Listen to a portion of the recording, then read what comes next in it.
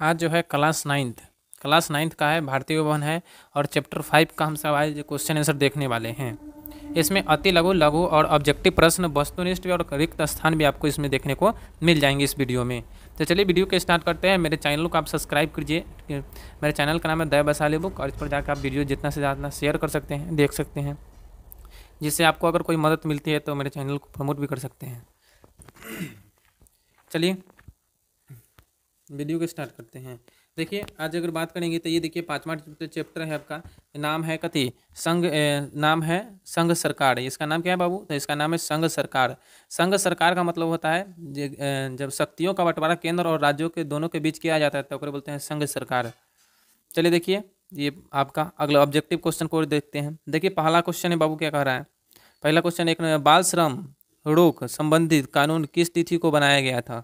तो किस तिथि को बाबू बनाया गया था? तो आपका आंसर हो जाएगा ग, यानी कि 10 अक्टूबर 2006 को। चलिए अगला क्वेश्चन है, बाल श्रमिक रोक कानून की सूचना प्रेस के माध्यम से सर्वसाधारण को केंद्रित किस मंत्रालय द्वारा दी गई है? तो किस मंत्रालय द्वारा दी गई थी? तो वह मंत्रालय है बाबू श्रम और रोजगार मंत्रालय द्वारा।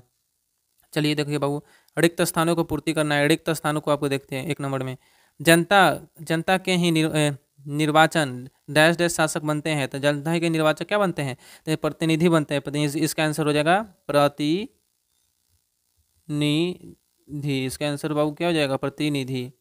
चलिए आगे चलते हैं। दूसरा नंबर के देखिए, डैश डैश वर्ष से कम आयु के बच्चों को बाल श्रमिक कहलाता है। तो इधर इधर कितना हो जाएगा? तो 14 वर्ष। कितना बाबू? 14 वर्ष।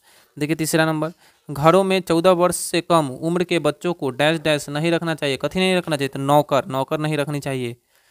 चलिए अगला क्वेश्चन चौथा, डैश डैश संघीय कार्यपालिका का प्रधान होता है। डैश डैश संघीय कार्यपालिका का प्रधान कौन होता है? तो वह होता है राष्ट्रपति। कौन होता है बाबू? तो वो होते हैं राष्ट्रपति। चलिए बाबू अगला क्वेश्चन है पांचवा, संघीय सरकार का वास्तविक शासक डैश डैश होता है। तो कौन होता है? तो बाबू एक होता है प्रधानमंत्री। चलिए अगला चलते हैं। देखिए अब सही गलत को है तो तीसरा कॉलम को देखते हैं। देखिए एक नंबर के संघीय, तो संघीय का बाबू कहाँ लगेगा? संघीय के लगेगा आपका बाबू गाँव में, यहाँ पे लग जाएगा। चलिए दूसरा में कार्यपालिका, तो कार्यपालिका बाबू कहाँ लगेगा? तो ये लग जाएगा बाबू गाँव में, यहाँ पे।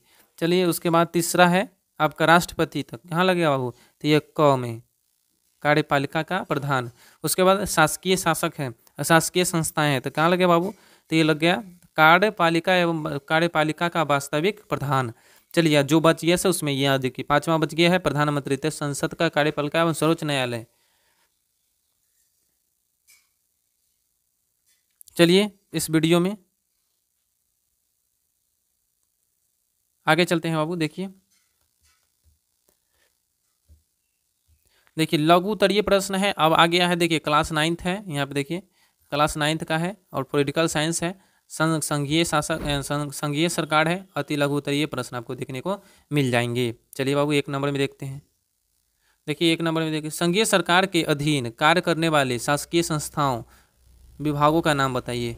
तो कौन कौन से संघीय सरकार के अंतर्गत काम करते हैं? तो वह है विधायिका, कार्यपालिका और न्यायपालिका, ये 3 गो है। चलिए बाबू आगे दूसरा है, 10 अक्टूबर 2006 से लागू बाल श्रम रोको कानून के अनुसार बच्चे से कौन कौन से काम नहीं लिए जा सके। और देखो 2006 के 10 अक्टूबर 2006 में बाल श्रम के अनुसार बच्चे से कौन कौन काम नहीं करवाया जा सकता। देखिए बाबू, 14 वर्ष से कम आयु के बच्चों को नौकर रखने, यानी कि 14 वर्ष से जो बच्चा कम होगा उसको नौकर रखने, ढाबों, जलपानों गृहों, होटलों, कैंटीनों, चाय की दुकानों, मनोरंजन केंद्रों में काम करने पर रोक लगा दी गई है। 10 अक्टूबर 2006 को पाबंदी लगा दी गई। ऐसा करना दंडनीय अपराध है, दंडनीय अपराध बना दिया गया है। चलिए अगला क्वेश्चन तीसरा बाबू देखिए, बाल श्रमिक संबंधित कानून आदेश के समर्थन में निकली रैलियों में कौन कौन से नारे दिए गए थे। देखिए अब कौन कौन से बाल श्रमिक का जब विरोध हुआ तो उस समय रैलियों में कौन कौन से नारे दिए गए थे। देखिए काम नहीं किताब दो, कथिए नारा? काम नहीं किताब दो, बाल मजदूरी अपराध है, बाल मजदूरी बंद करो, कलम उठाओ हाथ में, हम रहेंगे तेरे साथ में इत्यादि ये सब नारे दिए गए थे। चलिए देखिए चौथा नंबर देखिए आप लोग।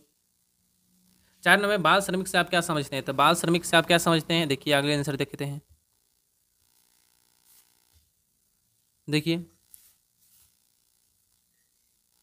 वैसे श्रमिक जिसका उम्र 14 वर्ष से कम हो उसे बाल श्रम कहते हैं।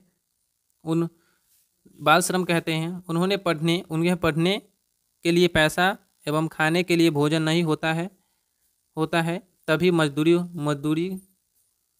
मजबूर होकर बालक छोटे से उम्र में काम करने लगते हैं, इसी को बाल श्रम कहते हैं।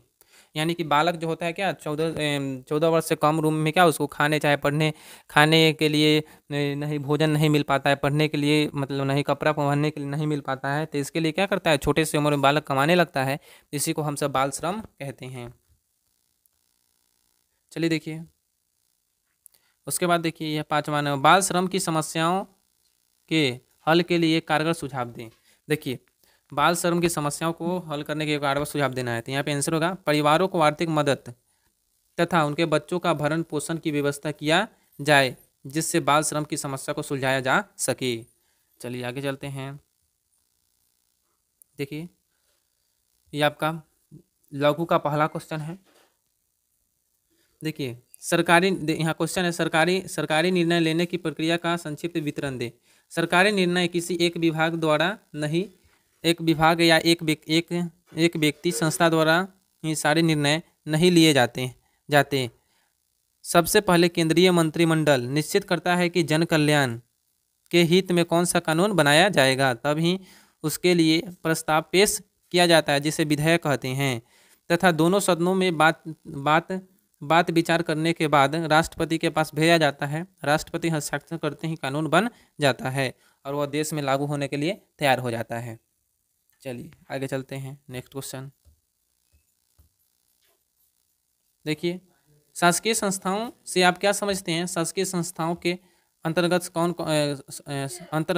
सरकार के कौन कौन से अंग आते हैं? देखिए शासकीय संस्थाओं लोकतंत्र का प्राण माना जाता है। शासकीय संस्था क्या माना जाता है? लोकतंत्र का प्राण माना जाता है। हम देश का शासन व्यवस्था की सुचारू रूप से संचालित कर सकते हैं। शासकीय संस्थाओं के अंतर्गत विधायिका, कार्यपालिका, न्यायपालिका ये 3 अंग आते हैं। चलिए अगला क्वेश्चन है। देखिए अगला क्वेश्चन है 3 बाल श्रमिक की मुख्य समस्याएं क्या है? तो बाल श्रमिक की मुख्य समस्या क्या है? देखिए बाबू बाल श्रम की मुख्य समस्याएं गरीबी है। गरीबों के कारण वह अपने छोटे से उम्र में पढ़ने के बजाय काम करने लगते हैं और अपने आर्थिक स्थिति को मजबूत बनाने का प्रयास करते हैं जिसे बाल श्रम कहते हैं।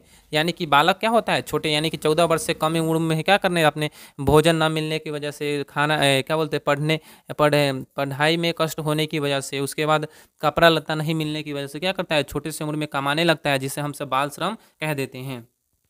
चलिए देखिए ये मेरा चैनल का नाम है द वैशाली बुक, ये मेरा नाम है, नीचे आपको हेमंत कुमार सिंह आपको दिख जाएगा। चलिए ठीक मिलते हैं नेक्स्ट वीडियो में। जय हिंद जय भारत।